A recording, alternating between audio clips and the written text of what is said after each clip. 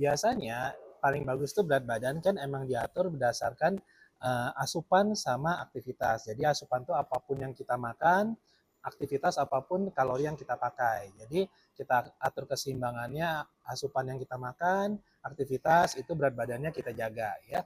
Nah, tapi kadang-kadang kalau emang udah susah banget dan itu uh, agak ribet dan emang tidak berhasil, banyak metode yang digunakan untuk membantu. Nah, salah satunya yang banyak orang pakai sekarang itu masalah lambung itu dipotong lambung atau disebut bariatrik ya. Jadi bariatrik itu ada beberapa metode. Ada yang lambungnya dipotong gitu kan, ada yang lambungnya diperkecil, ada yang di bypass, lambungnya langsung disambungin ke usus ya. Ada yang dibalon, dipasang balon. Terus ada yang di-adjust pakai cincin, jadi ntar bisa diatur tuh lambungnya. Gunanya buat apa? Supaya kapasitas lambungnya jadi kecil, otomatis makanan yang masuk asupannya akan lebih kecil dan berat badan akan lebih cepat turun. Nah, untuk kasus-kasus obesitas dengan riwayat penyakit itu emang berbahaya obesitas yang riwayat penyakit. Misalnya orang-orang yang berat badannya lebih atau obesitas, kemudian punya riwayat penyakit hipertensi, jantung, terus kemudian diabetes, itu akan lebih berbahaya kalau faktor resikonya salah satunya adalah obesitas. Nah, untuk mengurangi itu kalau emang nggak bisa, bisa dibantu dengan bariatrik. Nah, cuman bariatrik itu ditanya berbahaya apa enggak, sebenarnya kalau dokter yang mengerjakan, dokter yang berkompeten di bidangnya, biasanya dokter bedah ya, nah itu aman-aman aja, nggak masalah gitu. Cuman tetap kan bariatrik itu mesti lebih, sedikit kita lebih menjaga. Kenapa? Karena gini, kalau untuk jangka panjang, otomatis kan asupan yang masuk itu kan nggak banyak. Otomatis penyerapan nutrisi untuk kedepannya akan lebih berkurang. Nah, itu mesti dijaga supaya tidak kekurangan nutrisi, tidak kekurangan bahan-bahan yang penting untuk tubuh. Macam-macam ya, ada mineral, ada protein. Jadi segala macam itu mesti sesuai dengan uh, dosisnya, itu sesuai dengan si os sendiri, si pasien. Maksudnya setiap orang untuk berat badan segini itu memerlukan protein berapa banyak, karbohidrat berapa banyak, itu mesti diatur juga.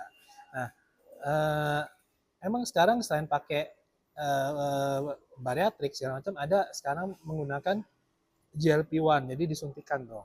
Nah, itu juga dulu itu dipakai untuk orang-orang diabetes dengan obesitas.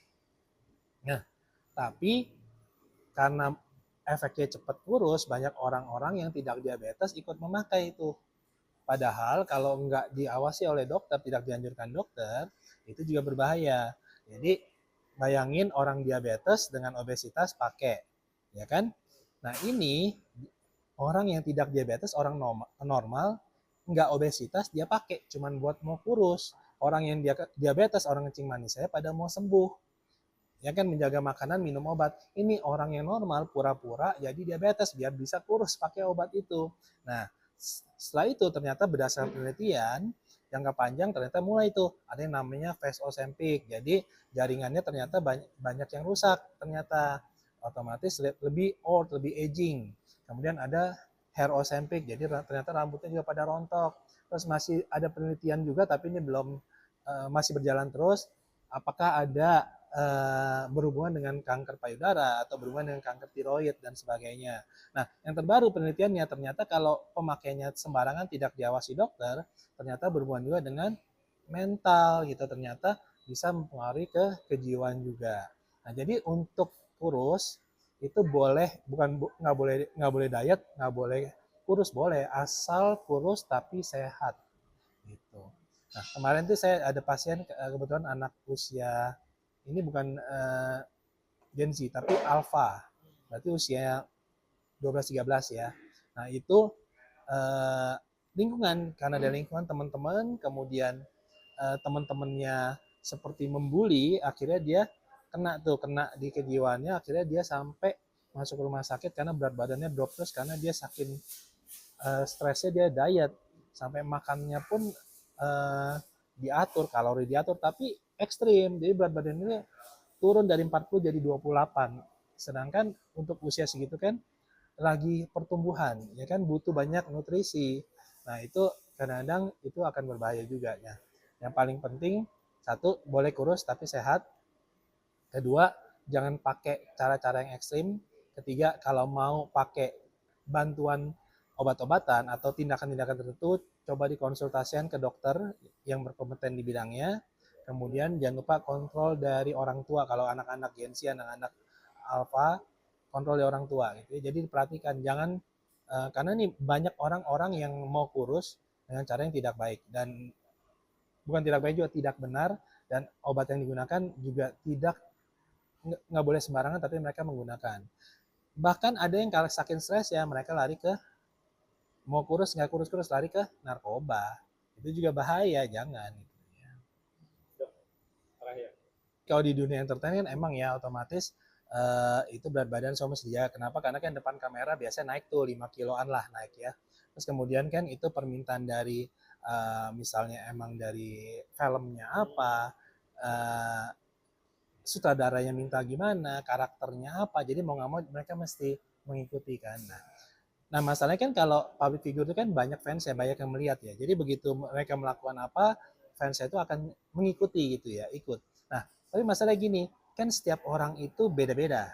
Kondisinya beda, kegunaannya beda, lingkungannya beda, terus habis itu gaya hidupnya beda, pola makannya beda, lifestyle-nya beda, kemudian riwayat penyakitnya beda kalau ada riwayat penyakit ya.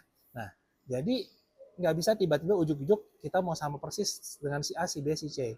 Nah, makanya tadi saya bilang kalau misalnya mau mau kurus boleh, tapi mau slim, mau kurus, karena kan sekarang kiblatnya ke arah K-pop lah, masih ya K-pop. K-pop semua kan kurus gitu kan. Nah, tapi nanti akan bergeser nih lama-lama kalau menurut saya. Kalau kebanyakan kurus nanti kan orang kan mulai suka yang cabi gitu ya. Kenapa? Karena kalau semuanya putih, yang hitam akan menonjol. Semuanya hitam, yang putih akan menonjol. Nah, kalau semuanya kurus, pasti nanti akan menonjol ke depan mungkin ya. Itu secara psikologis kan seperti itu. Nah, mereka kalau misalnya mau kurus boleh. Tadi saya bilang mau kurus boleh, tapi syaratnya tadi kurus tapi sehat. Jadi bukan kurus sembarangan, dan kurus hitungannya gini aja, patokannya itu indeks massa tubuh. Jadi kalau misalnya mau kurus, kurusnya batas di bawahnya itu 18,5 indeks massa tubuhnya gitu kan. Itu ngitungnya dari berat badan dibagi tinggi badan dalam meter dikuadratin. Lihat tuh dapatnya berapa angkanya ya. Nah, kalau misalnya ternyata lebih di bawah 18,5, jangan, udah underweight gitu loh. Nah, jadi mau kurus boleh tapi yang sehat. Nah, kalau bingung, kan banyak sekarang ada dokter gizi ya, terus ada dokter tadi kalau masalah lambung ada internis bisa bantu ya, terus habis itu